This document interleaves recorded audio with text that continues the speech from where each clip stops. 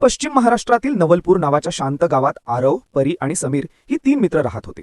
सुट्टी लागली की ही तिघं गावाबाहेरील मोठ्या वडाच्या झाडाखाली खेळायला जात. ते झाड इतकं जुनी होतं की गावकरी त्याला आजोबा वड म्हणत. त्या झाडाच्या फांद्या पसरलेल्या, पानं सतत सळसळणारी आणि त्याची सावली संपूर्ण पाय वाटेला थंड ठेवणारी होती. एके दिवशी आरव शाळेतून परतताना पाहतो की 2 माणसं आजोबा वडाजवळ काही खुणा करत आहेत. आरवला संशय आला आणि त्याने लगेच परी आणि समीरला बोलावलं.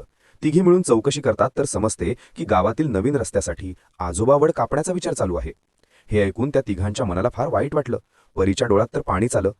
हे झाड आपल्या लहानपणापासून आपल्याला सावली देतंय, खेळायला जागा देतंय, आपलं वाचवत आलंय, आपणच त्याला वाचवायला हवं, ती ठामपणे म्हणाली. समीरने सुचवलं की आपण गावातल्या सगळ्यांना सांगूया की झाडं आपली मित्र आहेत आणि त्यांना कापू नये. झाडं नसतील तर उकाडा वाढेल, पाणी कमी पडेल, पक्ष्यांची घरटी नष्ट होतील. हे लोकांना कळलं तर ते नक्की थांबतील. तिघांनी दुसऱ्या दिवशी झाड वाचवा, जीवन वाचवा असा छोटासा मोर्चा काढायचं ठरवलं. गावातले इतर मुलंही त्यांना सामील झाले. त्यांनी फलक तयार केले, झाडांचे फायदे सांगणारी पत्रकं वाटली. गावातील अनेक मोठेही या मुलांच्या आग्रहाने मोर्चात सामील झाले. मोर्चा ग्रामपंचायत ऑफिस समोर थांबला. आरव धैर्याने पुढे गेला आणि सरपंचांशी बोलू लागला. त्याने सांगितलं की झाड कापलं तर गावाचं नैसर्गिक सौंदर्य नष्ट होईल, उष्णता वाढेल आणि पर्यावरण असंतुलित होईल.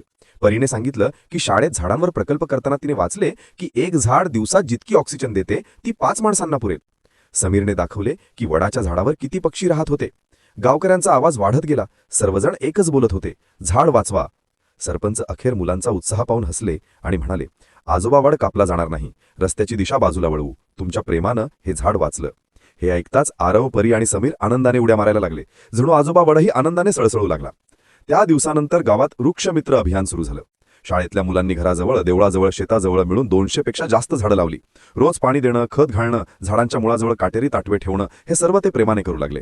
आरव म्हणाला, आपण झाडं लावली, त्यांचं रक्षण केलं म्हणजे आपण आपल्या भविष्यातल्या पिढ्यांचंच रक्षण करत आहोत.